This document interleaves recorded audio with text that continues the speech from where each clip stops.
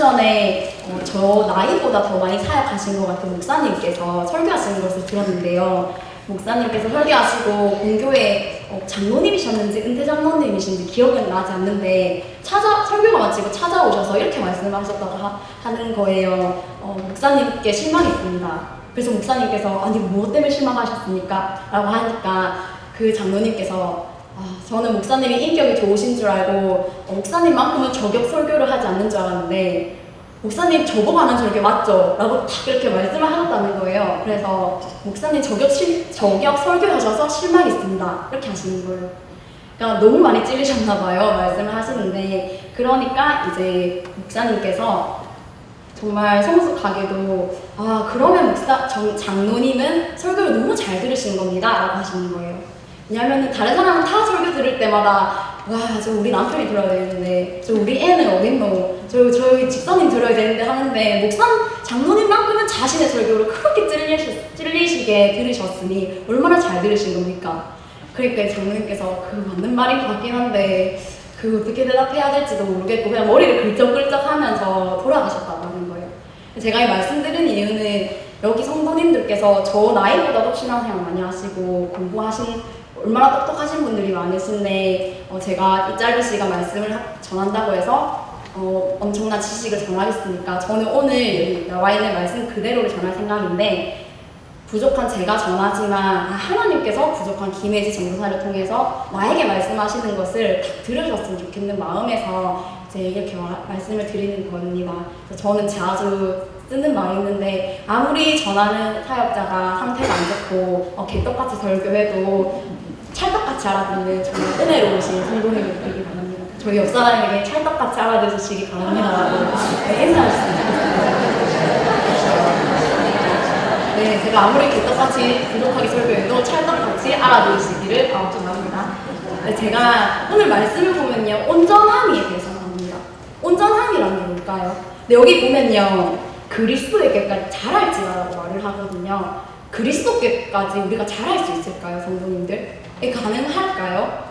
그런데 본문에서는 그리스도에게까지 자랄지라고 하는데 그것에 대해서 저희가 이 짧은 시간 나눔을 하려고 합니다. 15절에 범사에 그에게까지 자랄지라고 하는데요. 도대체 어떻게 자라야 되는지, 어떤 방향으로 자라야 되는지 저희가 질문을 많이 던지지 않을 수가 없는데요.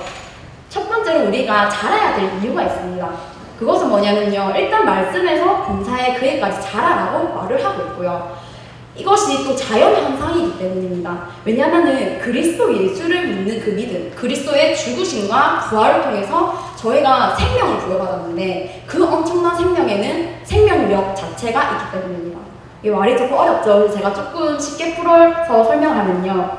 아기가 태어나면요. 너무 귀여운 거예요. 저희 교회 안에도 너무너무 예쁘고 귀여운 아기들이 있는데 처음에는 울고 눈도 못 뜨다가 목도 가누고 음식도 먹다가요. 아이가 점점 자랍니다. 그런데 만약 그 아이가 3살에 멈췄다면 어떻게 될까요?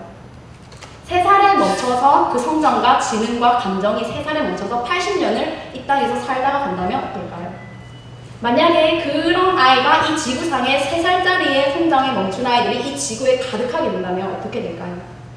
제 생각에는요, 아마 일주일 뒤에 모두 변사체로 발견되지 않을까라는 생각이 들거든요. 그런데 우리 영적인 이 신앙생활에도 성장이 있다는 것을 저희가 알아야 되는데요. 교회를 10년, 20년, 30년 다녔다고 해서 영적으로 우리가 그리스도에게까지 성숙하게 충만하게 자라지 않을 수도 있다는 것을 말하는 것입니다.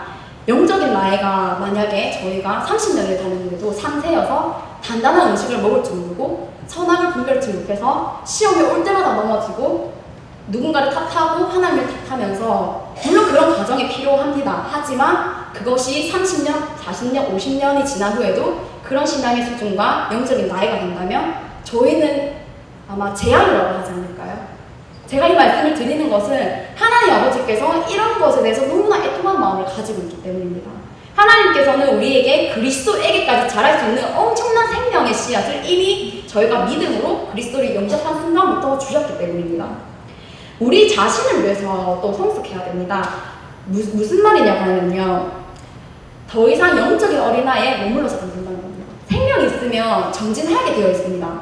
그렇지 않으면 후퇴하거나 썩어지게 됩니다. 제가 사실은 저번 1학기 때 이제 신대원을 다니면서 부산, 울산, 김해를 거의 매주 왔다 갔다 하느라고 정말 죽다가 살아났습니다. 이게 뚜벅이라고 아시나요? 자동차 없이 대중교통을 몇 번을 갈아타면서 학교 산을 걸어 다니고 이제 주말에는 또 왕복 6시간이 걸려서 울산에 왔다 갔다 했는데요. 기숙사 하나님 은혜로 가게 됐는데 너무너무 행복한 거예요. 아직 수요일날 개강이어서 월요일날에 식사를 할 수 없어서 한 끼 정도를 제가 그냥 마트 밑에 내려가서 왕복 40분을 걸어서요. 콩나물과 3분 카레를 사서 그 전자레인지에 데펴서 덮여서 먹었거든요.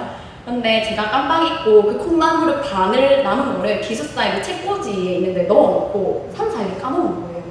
그래서 이거 뭔가 느낌이 이상하다 해서 발견하고 딱 들었는데 콩나물을 다 숨이 죽어 있고요. 그 밑에 노란 물들이 고여 있고 물이 뚝뚝 떨어지는데 냄새가 정말 말로 표현할 수 없는 상한 냄새가 나는데 저희 불쌍한 룸메이트님들께서는 혹시 무슨 일인가 해서 온 창문을 열고 갑자기 일어난 사태에 혹시 내 것이 나나 하고 먹으신 그릇들을 씻고 방을 다 청소하고 닦고 난리가 났대요. 제가 얼마나 죄송하던지. 그런데 이 말씀을 하는 이유가 뭐냐면요. 저희의 삶에도 그렇다는 거예요. 콩나물이 붙어 있으면 성장하는데요. 만약에 떨어져 나오면은 생명력이 금방 죽습니다. 그리고 밀봉이 돼 있으면 밀봉돼 있던 것을 뜯어서 공기가 이렇게 마주치면 금방 산화가 돼서 썩은 내가 진동을 해요. 저희 안에 성장하지 못하고 그리스도에게 떨어진 것이 있어서 저희 내면에 이렇게 썩은 내가 진동하는 게 있진 않은지 정말 성도님들께서 또 저도 스스로 날마다 주 안에서 돌아보길 바랍니다. 새싹이 있습니다. 한번 성도님들께서 머릿속에 새싹을 한번 생각해 보셨으면 좋겠습니다. 그 새싹은요, 손톱만한 씨앗에서 이 검지손가락만한 크기로 자랐습니다. 그런데 이 새싹이 만약에 비바람을 맞게 되고 태풍을 맞게 된다면 어떻게 될까요? 너무너무 힘들겠죠. 그런데 이 새싹이 자라서 100년간 성장을 했다고 한번 생각을 해봅시다. 그러면 이 나무는 얼마나 강해져 있을까요? 영적으로 어린아이는 돌봄을 받아야 됩니다. 그때는 너무너무 귀한 시기예요. 하지만 작은 바람에도 요동하고 남의 도움과 지지를 받아야 됩니다. 그런데 신앙생활을 2년, 5년, 10년, 20년을 하고 났는데도 끊임없이 남의 도움을 받아야 되고 지지를 받아야 된다면 영적인 어린아이입니다. 만약에 이 새싹이 크고 커서 나무가 된다면요. 어떤 일이 일어난다면요. 웬만한 비바람에는 끄떡이 없습니다.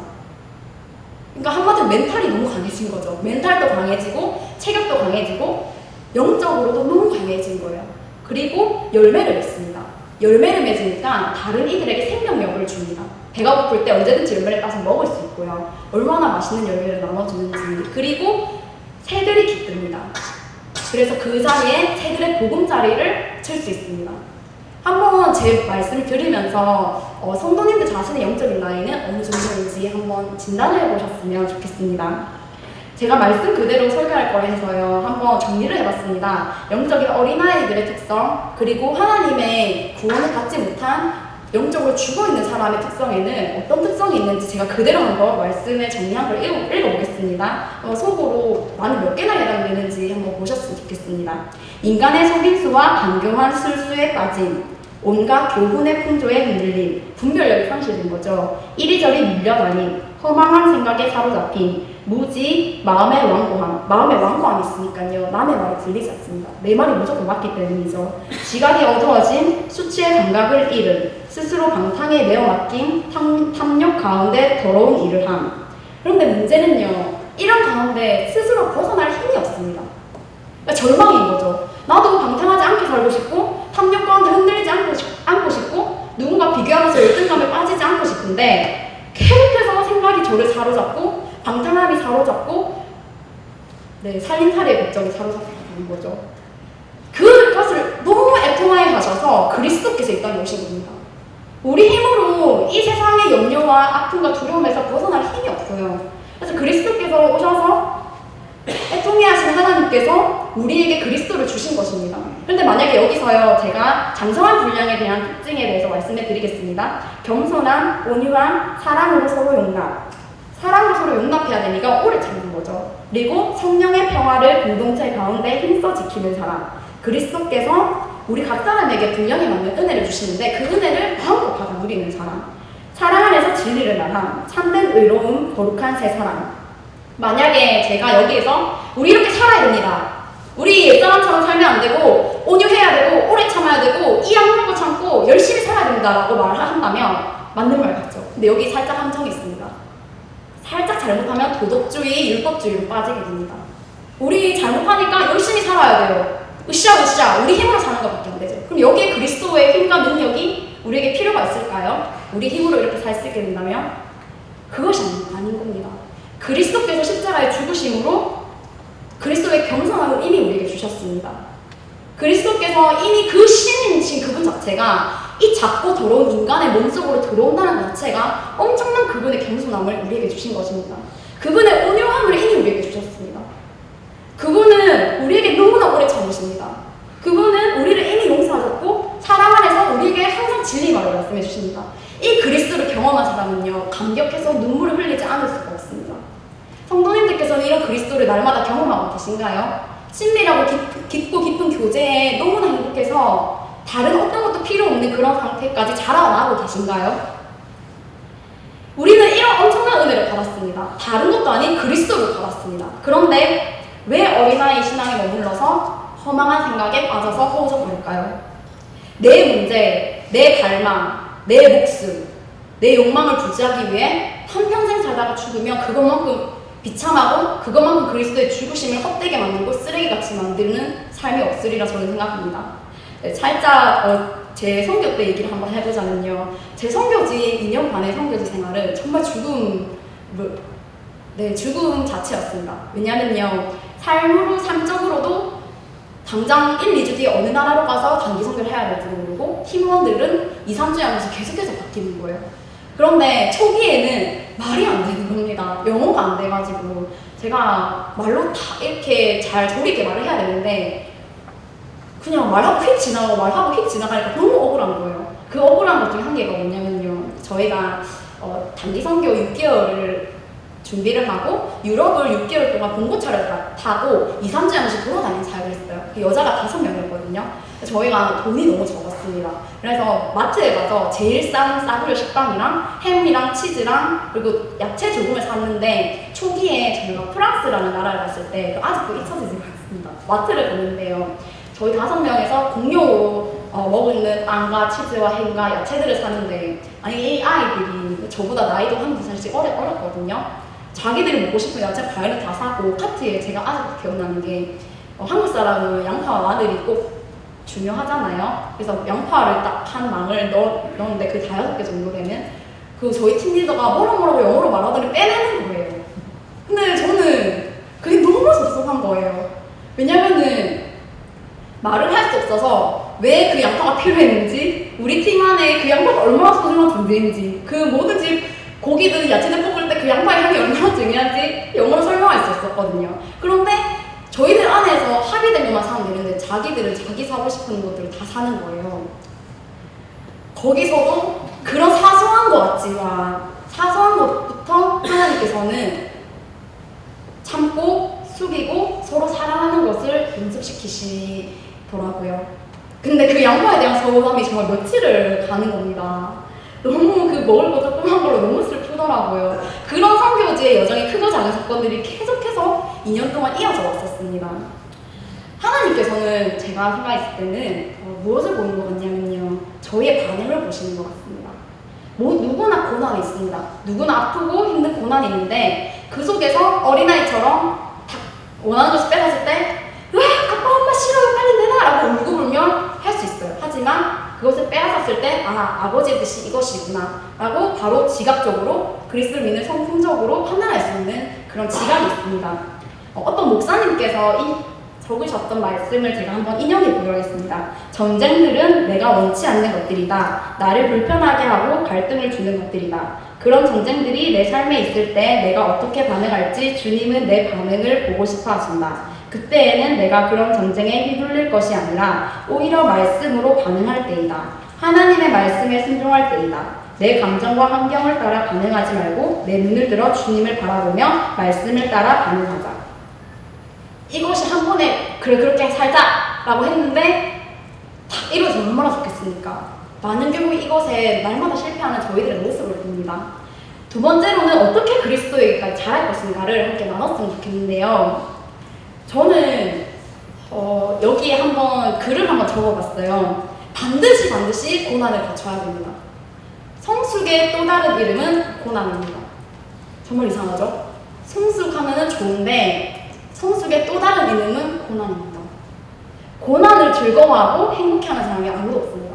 고난의 때는 어떠냐면 숨이 턱턱 막히고 당장 내일 죽을 것 같고 그냥 눈물의 샘의 골짜기를 지나는 것 같은데 도대체 이 골짜기 눈물을 얼마큼 채워야 될지 앞이 보이지 않습니다.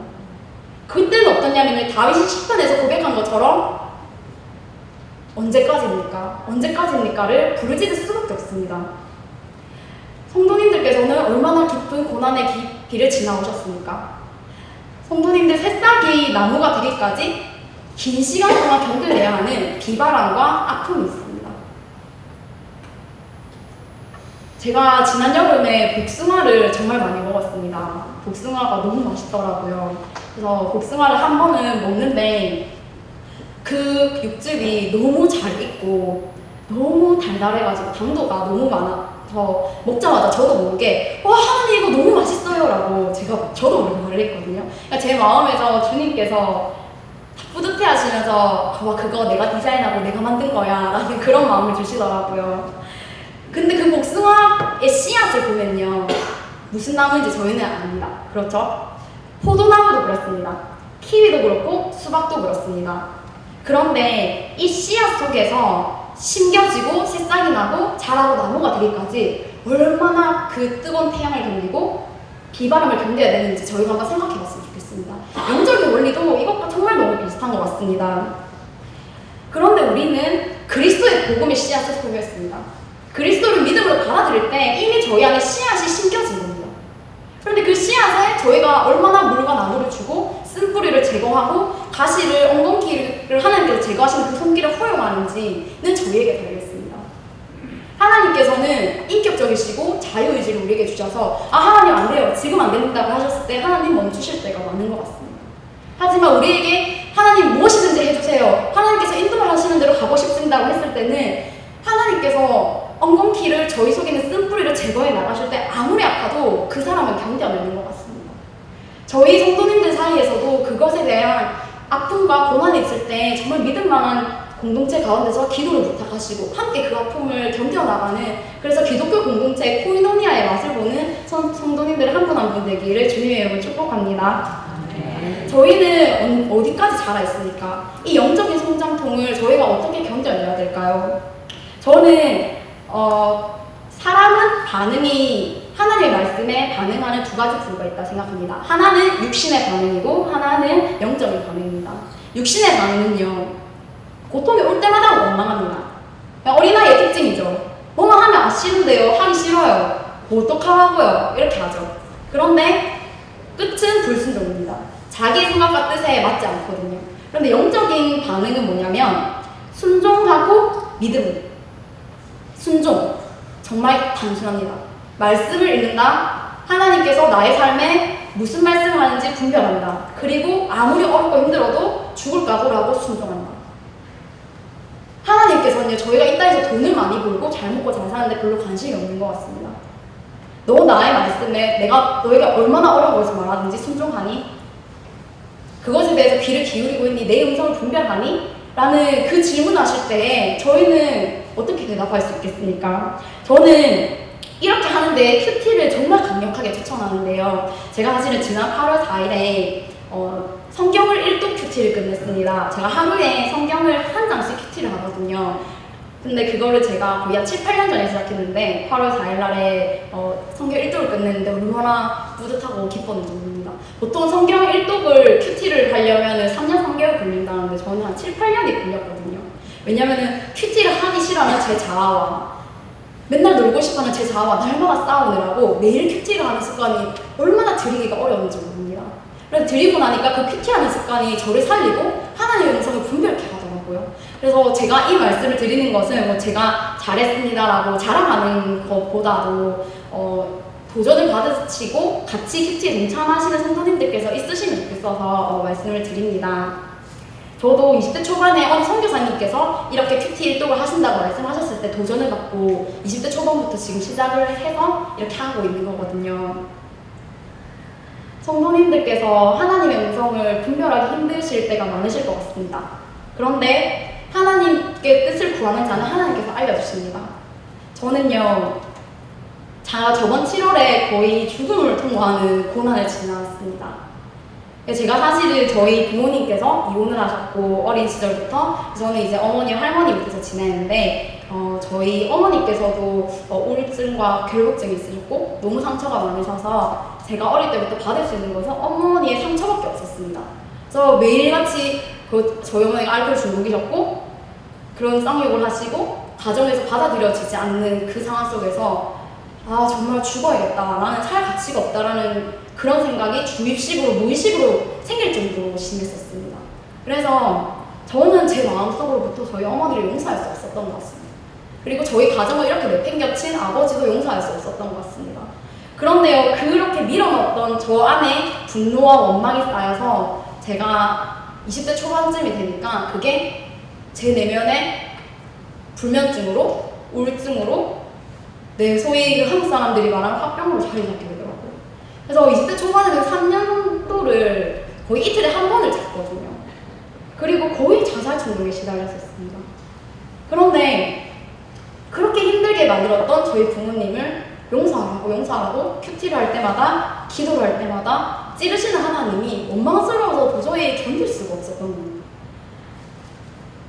성도님들 같으시면 어떻게 하시겠습니까? 아, 나 용서해야지 한 번에 그게 가능할까요? 저도 20대를 정말 질풍노도의 시기 속에서 악하면서 많이 지냈던 것 같습니다. 그런데 저번 7월에 너무 많이 밀어붙이시는 하나님의 손길에 못 이겨서 용서를 해야겠다, 하나님 도와주세요라고 결심을 했고, 또 저의 멘토를 해주시는 선교사님께서 계셔서 어떤 방법을 추천해 주셨냐면 아버지 어머니에게 편지를 쓰라고 하시더라고요. 그래서 제가 이제 그것을 시도를 했고 거의 일주일 동안 한 2번 정도를 밤을 새면서 교회에 앉아서 하나님께서 저를 얼마나 아프게 그것을 끄집어내든지 말든지 허용하시면서 울면 울고 싶은 대로 마음껏 울고 토해내고 편지로 얼마나 편지에 제가 고통스러웠는지 어머니가 아버지께 편지를 쓰고 근데 이제는 놓아주고 용서하고 싶다고 제가 편지를 썼습니다. 그런데 그 순간 정말 신기하게요. 저를 평생 동안 저를 묶어왔다. 그 내면의 쓴소리가 느껴졌었거든요. 아픔. 난 거절받아온 사람이야. 난 너무 힘들었어. 그런데 그것이 그냥 칼로 잘려나가듯이 잘려나가는 경험을 했습니다. 아, 쓴소리가 잘려나가는 게 이런 경험이구나. 하나님께서 용서를 하라는 그 이유는 그 사람보다 나를 너무 사랑해서 용서를 하라고 하시는구나. 내가 더 이상 그 과거의 상처에 매여 있지 않고 하나님께서 싫어하시는 그 미움의 감정에 내가 해방되기 위해서. 성도님들, 저희가 그리스도의 십자가를 받아들인 이후부터 이미 그 감정에서, 미움에서 누군가 저에게 상처를 준 사람에게 저희는 이미 용서를 줄 능력이 있었습니다. 하지만 사탄이 계속 속삭이죠. 아니야, 너 절대 용서 못해. 너 그 사람 어떻게 용서할 거야? 너의 인생을 망쳤고 너 삶이 지금 그 사람 때문에 이렇게 망가졌잖아. 어떻게 용서할 거니? 이 가운데서 믿음이 장성한 분량의 사람들은 누구의 말을 들을까요? 어떤 시도를 하게 될까요?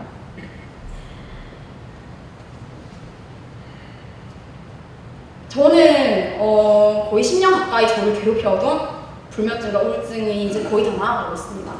사실은 저희 20대 초반에 저를 봤던 사람들은 어떤 지인은 저보고 이렇게 말해요. 혜지야, 너를 보고 있으면 하나님의 살아계심이 느껴진다. 제가 사실 20대 초반에 제가 이 말하면요, 네, 저희 부장 선생님께서 네, 반응이 정말 특이하셨는데요. 전도사님이요? 이러시더라고요. 그게 무슨 말이었냐면 제가 저번 주에 교사 원래회 때 저희들이 막 음식을 먹고 차를 나누면서 교제 시간을 가졌는데 제가 사실은 되게 낯을 많이 가리는 사람이었습니다. 하니까 전 부선생님께서 깜짝 놀라셔서 그런 반응을 하시더라고요. 제가 그때는 잘 웃지도 않았고요. 맨날 너무 심각했어요. 삶이란 뭘까? 삶이 왜 고통이지? 청소년기 때부터 그 이해할 수 없는 고난 앞에서 날마다 이런 고민을 했어요. 그런데 하나님을 믿고 큐티를 하고 말씀 안에서 순종하는 연습을 하고 사랑하는 하나님을 날마다 경험하면서 저 안에 있는 단단한 마음 그리고 상처들, 아픔들 벗겨져 가고 적기 시작하더라고요. 그런데 제가 질문하고 싶은 것은요, 제가 전도사여서 앞으로 하나님의 부르심을 받고 사역할 사람이어서 목회자가 될 사람이어서 하나님께서 이런 은혜를 저한테만 특별히 주신 걸까요? 어떻게 생각하시나요? 여기 본문에 나오면 하나님께서 삼으신 직분이 있다고 말합니다. 뭐냐면 사도, 예언자, 복음전도자, 목회자, 교사입니다. 그런데 본문에서는요, 무엇이 더 중요하고 무엇이 덜 중요하니 누구가 누구를 섬겨야 한다고 말하지 않습니다. 각 지체가 각 직분이 어우러져서 한 몸을 이루어서 스스로를 세워서 갑니다. 이 각 지체는 어디에 연결되어 있냐면요, 머리이신 그리스도께 연결되어 있습니다. 제가 말씀드리고 싶은 것은 사람을 의지하면 그 사람을 보고 말합니다. 혹시 성도님들 자리에 하나님께서 계셔야 할 자리에 어떤 사람을 의지하고 계신가요? 하나님보다 더 많이 사랑받고 싶어하고 하나님보다 더 많이 인정받고 싶어하고 하나님보다 더 많이 공급받고 싶어하는 분들이 계신가요? 아마 하나님께서 성도님들을 너무 사랑하신다면 그 사람에게 공급받는 것을 절대 허락하지 않으실 것입니다. 그 끝은 멸망이기 때문입니다. 우리는 그리스도께 붙어 있어야 됩니다. 각 직분 안에서 성숙한 사람은 그 직분 안에서 사람을 살리고 세웁니다. 왜냐하면요, 장성해 있기 때문에 각 직분마다, 각 지체마다 열매가 맺히거든요. 그리스도의 장성한 분량의 열매가 맺힙니다. 어떤 사람은 나 이번에 이런 백을 샀어. 나 이번에 우리 애가 이런 대학 들어갔잖아. 나 이번에 이런 가구를 우리 남편이 사줬어라고 말할 수 있습니다. 그런데 하나님 나라, 하늘 나라에 맞닿아 있는 사람은요, 어떤 것에 대해서 기쁠까요? 와, 하나님이 지난 세상에 이런 사람을 만나게 해줬는데 이 사람이 나를 통해서 위로를 받았어. 내가 이 사람을 위해서 기도해주니까 이 사람이 위로를 받았어. 내가 이 사람에게 기도하다가 이런 마음이 들어서 말을 했더니 정말 이 사람이 그 정도로 슬픈 상태였다. 사람을 살리고 세우는데 관심을 가지게 되는 것이 그리스도의 장성한 분량이 성장한 사람이 마땅히 가지게 되는 소망이라고 저는 믿습니다. 성도님들, 그래서 저는 지금 이 시대에 평신도 성도님들이 너무너무 중요하다고 생각합니다. 우리 각자가 해야 될 맡겨진 분량이 있습니다. 문제는요, 성장해서 그리스도의 음성을 얼만큼 우리가 분별해서 순종할 수 있느냐인 것 같습니다. 이것을 이 시대에 죽고 사는 것의 문제입니다. 창세기로 한번 돌아가 볼까요? 왜 이브가 선악과를 따먹었을까요? 제가 어느 책을 읽다가 와, 정말 대단한 통찰력이다라고 느낀 구절이 있습니다. 이브는요, 정말 단순해요. 사탄의 말이 너무 오래 들었습니다. 아니, 왜 사탄의 말을 듣냐고요? 왜 넌 쓸모없어? 넌 나 이 세상 망할 거야. 나 너 대체 어떡하지? 왜 이런 세상 살림살이 걱정 계속해서 듣냔 말이죠. 왜 불신의 말과 내가 자존감이 내려갈 만한 세상의 말을 계속 듣냐는 거죠. 그 사탄의 말, 세상의 말은 결국해서 무엇을 가져올까요? 불순종이죠. 결국 사탄의 말을 너무 오래 들었던 이분은 하나님께서 분명히 첫 번째 말씀하신 너 그 열매 먹자마자 죽을 것이야 라고 말한 그 말을 오해하기 시작하고 불신하기 시작했습니다. 와, 하나님은 내가 동등되는 것을 너무 싫어하는구나. 하나님, 내가 하나님의 자리까지 올라가는 걸 이렇게 싫어해? 라고 사탄이 꼬드겼는데 그것에 넘어갔습니다. 우리 가운데 너무 많을 것 같습니다. 너무 쓴뿌리가 있어서 우리 가운데 아파하면서도 이거 하나님이 준 쓴뿌리야. 내가 간직해서 가야지. 하나님 허락하신 쓴뿌리야. 물론 그럴 수도 있습니다. 하지만 아닐 수도 있습니다. 사탄은 거짓말일 수 있습니다. 하나님께서는 그리스도의 장성한 분량 안에 우리를 성장케 원하시는데 성령의 열매 어디를 봐도 쓴뿌리가 없습니다. 그렇죠?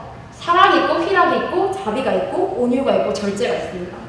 거기 어디에 내가 쓴뿌리로 날마다 고통스러워야 된다는 말이 있습니까? 우리는 일상생활 속에서 말씀을 분별하지 못함으로 얼마나 많은 죄악과 유혹과 거짓말에 속아 넘어가는 정도입니다. 그것이 하나님의 말씀인 듯 하면서 말이죠. 여러분, 리더십이 타락했던 세대에 하나님께서는요, 어린 사무엘을 들어쓰셔서 타락했던 리더십 세대에 성도를 세우셨습니다.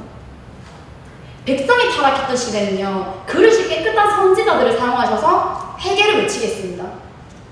백성들이 듣든지 말든지 하나님께서 외치라는 것을 그 외쳤던 선지자들입니다. 절대 성도님들께서 나는 나약해서 아무것도 할 수 없다고 생각하지 마시기 바랍니다. 하나님께서 말씀하신 그것을 하면 됩니다. 오늘 나에게 하나님께서 말씀하시는 것을 하고요. 그리고 어떤 일이 벌어지는지 우리는 보고 그 하신 일에 대해서 감탄하고 기뻐하면 되지 않겠습니까? 저희 20절에 보면은 오직 너희는 그리스도를 그같이 배우지 아니하였느니라. 우리가 배운 그리스도는 누굽니까? 우리는 얼마나 그리스도를 알기 위해서 갈망하고 기뻐하고 그리스도만이 나의 소망이라고 하는 확신적인 믿음을 가지고 있습니까? 나에게 그리스도는 누굽니까? 저는요 정말 이것에 대해서 많이 깨달아가고 있습니다. 그래서 지난 7월은 제 삶의 한 획을 그은 날이라고 저는 생각합니다. 왜냐면요 제 평생을 괴롭혀왔던 쓴뿌리를 제거하고 용서를 했던 하나님께서 저 마음의 수술을 하도록 제가 허용했던 고군분투했던 달이기 때문입니다.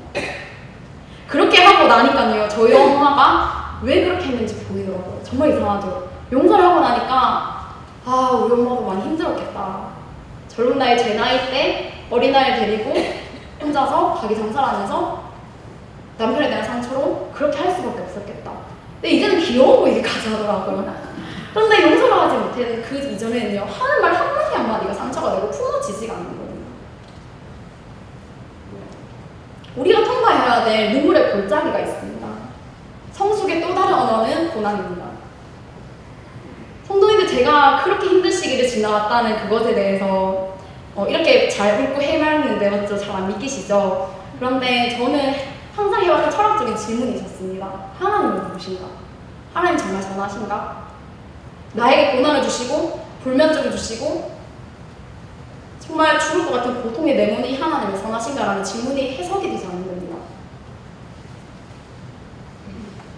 그런데요 고난이 있을 때 믿는 믿음이 진짜 믿음인 것 같습니다. 사탕을 주는 사람을 누구나 사랑할 수 있습니다. 그런데 이해할 수 없는 고난 가운데 떨어졌을 때 하나님의 선하심과 크심과 하나님이 기뻐할 수 있는 노력을 하는 그 사람은 진짜 믿음을 소유한 사람이 아닌가 싶습니다. 제가 사실은 몇 주 전까지만 해도 많이 고군분투를 했거든요. 저도 아직도 저만의 고난과 성장통을 많이 지나고 있습니다. 그래서 이거는 잘 오픈을 안 했었는데 사실은 2년 동안 사역하면서 몇 번을 토요일 오후 또 밤을 새고 10분도 안 자고 사역한 적이 몇 번 있었어요. 제 마음이 너무 아프고 있는데 내가 어떻게 아이들을 가르치고 섬기고 사역할까에 대한 설교에 대한 엄두가 나지 않았습니다. 하루는 하나님에 대한 이 불신과 의심과 상처받은 거, 특별히 하나님께서 나에게 고난을 주셨다는 그 상처 때문에 해결이 안 돼서 저희 해운대역 근처에 수영로 교회라고 24시간 기도실이 오픈되어 있거든요. 거기 가서 그래 진짜 결판을 내자 해서 하나님 앞에 앉아 있었습니다. 한 8시, 9시쯤 도착했는데요. 기도가 안 나오더라고요. 너무 하나님한테 섭섭하고 고난을 허락한 하나님이 너무 미워서 기도가 안 나오더라고요. 그래서 너무 갑갑해서 성경을 읽었습니다. 성경을 읽고 방언기도를 하니까 마음이 조금 울리더라고요. 그래서 밤 11시 조금 넘어서 갑자기 울음이 나오더라고요. 정말 제 솔직한 제 마음이 나오더라고요. 왜 하나님 저 이렇게 힘들게 했어요? 하나님 왜 저 그렇게 아프게 했어요? 그냥 아픈 제 마음을 쏟아냈습니다.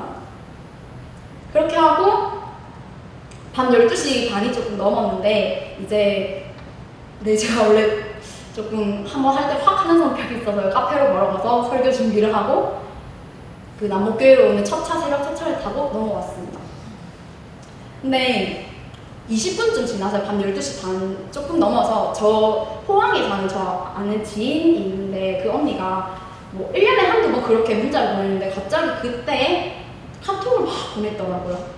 뭐냐면은 내가 이제 자려고 누웠는데 하나님께서 너에게 말씀을 주는 거 갑자기 내가 까먹을까봐 말씀을 이렇게 전한다 해서 카톡을 받아봐 주신 거예요, 언니가. 근데 그 말이 뭐냐면 하나님께서 저보고 이렇게 말씀하셨다는 거예요. 내가 혜지를 얼마나 사랑하는지 혜지는 그 깊이를 측량할 수조차도 없다. 내가 혜지를 너무나 사랑한다. 그런데 성도님들 제가 기도를 마치기 전에 제 마음 깊은 곳에서부터 하나님께서 계속 말씀하시는 거예요. 내가 너를 사랑한다. 너무 깊은 감동과 함께 너를 너무 사랑한다. 근데 제 반응이 어땠는지 아세요? 아니 하나님 그런 거 사랑한다가 문제가 아니라 지금 내 고난이랑 힘든 거 좀 해결 좀 해달라고요. 이게 무슨 언밸런스입니까? 아니 내 사랑한다면서 고난도 같이 주세요. 도대체 이해가 안 돼요. 꼭 저에게 하나님은 채찍과 사탕을 같이 주시는 하나님인 거예요. 그런데 며칠 지나서 또 어떤 전도사님께서 저를 위해 기도하는데 하나님이 사랑한다고 전해주래요.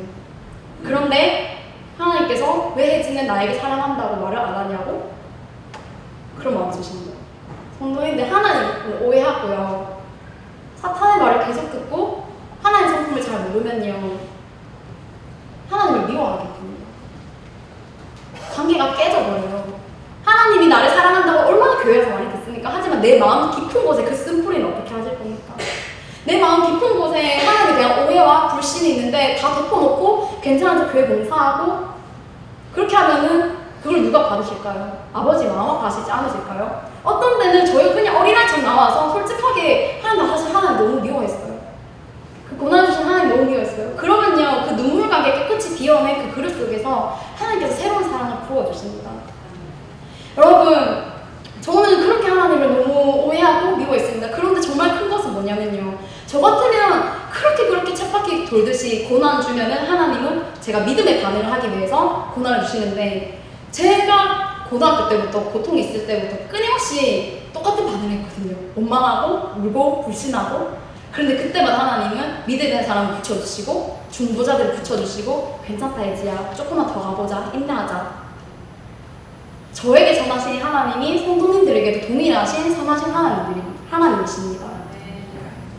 성도님들, 하나님께서는요, 성도님들께서 뭔가 대단한 거 이루고 싶어 하지 않으세요. 저는 그것을 못 믿었었거든요. 근데 사역을 하다 보니까 알겠습니다. 제가 한 아이도 그 마음을 열어서 성령님을 이렇게 집어넣게 할 수 없다는 것을 알게 되었습니다. 한 아이도 하나님을 만나게 할 수 없었다는 것을 알게 되었습니다. 성령님의 역할입니다. 우리는요, 그냥 오늘 하루 하나님을 뜨겁게 사랑하고 기뻐하고 사랑하는 아버지 손잡으면 그걸로 아버지께서 저희를 통해 일을 하시는 거예요. 저희의 마음이 어디에 가 있습니까? 하나님을 정말 사랑하도록 막는 그 쓴뿌리와 연약함과 오해들은 무엇입니까? 우리는 그리스도에까지 성장해야 됩니다. 이 쓴뿌리와 오해와 하나님에 대한 지식 없는 것이 우리의 성장을 가로막고 있습니다. 제가 결국에는 이런 과정들을 지나면서 하나님 선하시다는 걸 알겠더라고요. 저는 이전에 고통만 받는데 그 이후에 저를 성숙하게 하셔서 저랑 비슷한 아픔을 품게 하고 공감케 하고, 저는 이제 저랑 비슷한 얘기한 사람들의 이야기를 듣잖아요. 그럼 가볍게 아유 그래 많이 힘들게 이렇게 하지 않습니다. 저도 마음으로 같이 웁니다. 아 얼마나 아팠을까, 얼마나 아팠을까. 우리가 이렇게 품어야 될 사람들이 이 세상에 너무나 많기 때문에 이 전쟁터를 살아갈 수 있도록 하나님께서 저희를 훈련하시는 것입니다. 그것을 이길 수 있는 힘은 하나님의 선하심을 붙잡는 것뿐입니다. 제가 이번 동계 수련회 때 어떤 이야기가 있는데 이제 이것을 나누고 오늘 말씀을 마치려고 합니다. 제가 청소년 생활하면서 되게 많이 좌절을 경험 많이 했거든요. 자아도 많이 깨지고, 저 싱글이고 애도 없지 않습니까? 그런데 청소년 생활 2년을 하고 나서 와, 청소년을 기른 부모님들은, 모든 부모님들은 대단하다 라고 인정했습니다. 가끔 제가 이게 사람이랑 대화를 하는지 외계인이랑 대화를 하는지 너 나랑 똑같은 한국말 하냐? 라고 물어볼 때가 있습니다. 와, 이게 진짜 잡히지가 않아요, 이 아이들이. 그런데요, 그 속에서 무언가를 성취하지 못하고 결과를 내지 못하는 저 자신에 대해서 아파하고 있더라고요. 그런 이기심을 하나님께서 내려놓고 엎드리게 하시더라고요.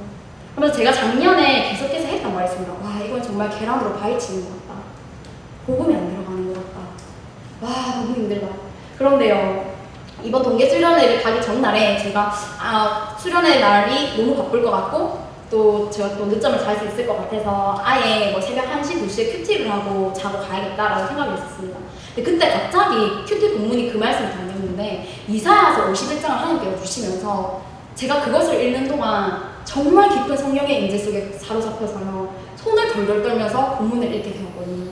그런 경험을 하고 이제 첫째 날에 둘째 날에 기억은 나지 않는데요, 이무영 목사님께서 설교를 하게 됐습니다. 그래서 하나님의 깊은 임재와 은혜를 경험하고 수련을 기대하는 마음 아이들을 데리고 갔는데요, 목사님께서 그러시는 거예요. 이 수천 명 가운데 주인공이 한 사람이 있다. 모두에게 주는 말씀이 아니라 이 수천 명 가운데 하나님께서 주시는 말씀 한 사람이 있다 하면서 뒤에 그 큰 전광판에 제가 그 전날 하나님 앞에 이사야서 말씀을 51장을 1, 2, 3, 9절을 뜨는데 순간 눈물이 정말 주체 할 수 없었어요. 그 말씀이 뭐냐면요, 나 여호와가 시온의 모든 황폐한 곳들을 위로하여 그 사막을 에덴 같게 그 광야를 여호와의 동산 같게 하였나니 그 가운데에 기뻐함과 즐거워함과 감사함과 창화하는 소리가 있으리라. 이사야 51장 3절. 아멘. 사막을 에덴같게 바꾸시는 하나님이십니다. 정말 그렇게 이루셨더라고요.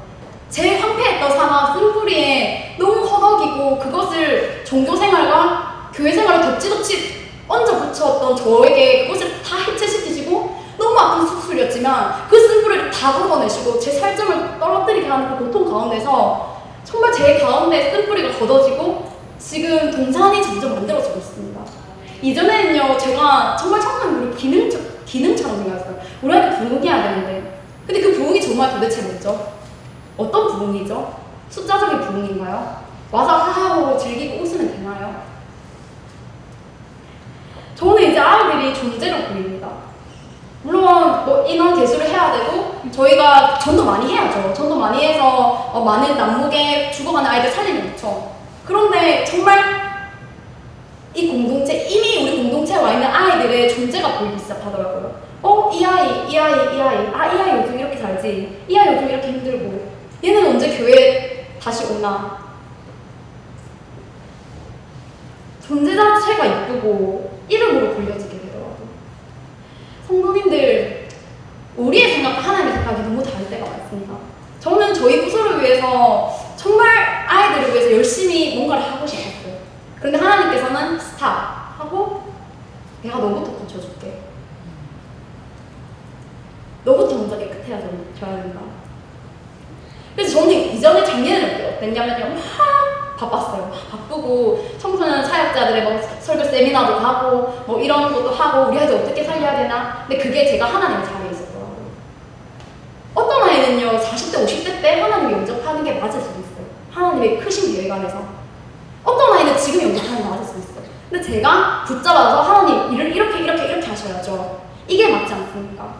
그런데 어떤 선교사는요 부푼 꿈을 안고 선교지 갔을 때 도착한 당일 날 죽었습니다. 그 선교사의 삶을 실패한 것입니까? 우리 아이들에 대한 계획, 우리 성도님들의 삶의 하나 한 분 한 분의 계획은 우리가 결정하는 게 아닌 것 같습니다.